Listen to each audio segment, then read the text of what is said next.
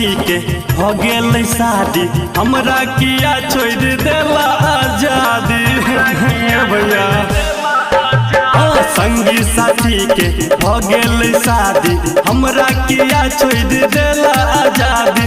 हमरा अकेला ने लागे छे मन, हमरा अकेला ने लागे छे मन। यार दोस्त धोलल कई अपन कोने कोन, हमरा हो भैया अब ने लागे छे मन।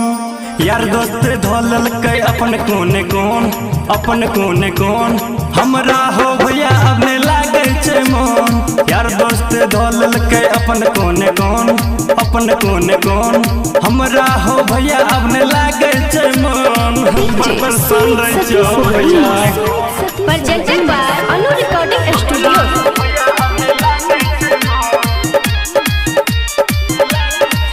हाँ सबके बाराती हम गेलिए, पसंद समर पर के लिए।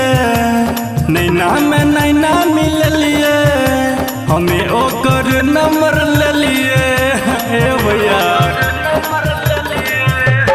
सबके बाराती हम गेलिए, पसंद समर पर के लिए।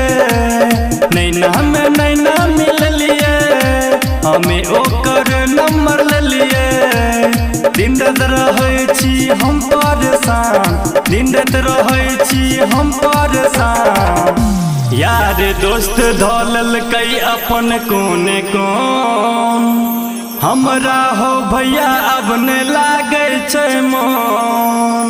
यार दोस्त धोलल कई अपन कोने कोन, अपन कोने कोन, हमरा हो भैया अब ने लागे छे मन। यार दोस्त धोलल कई अपन कोने कोन, अपन कोने कोन, हमरा हो भैया अब ने लागे छे मन। डीजे सुमित सतीश रईमा, सुमित सतीश रईमा, सुमित सतीश रईमा।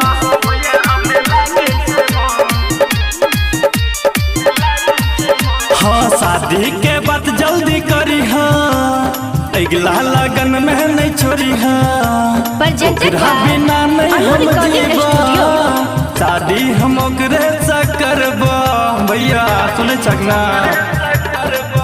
हाँ शादी के बात जल्दी करी, हाँ अगला लगन में नहीं छोड़ी। हाँ ओकरा बिना नहीं हम जीवा, शादी हम ओकरे से करबा। हमरा रहे छ जन पे ध्यान, मनोज मधुबनिया के छूटे परान। यार दोस्त धोलल कई अपन कोने कोन, हमरा हो भैया अब ने लागे छे मन।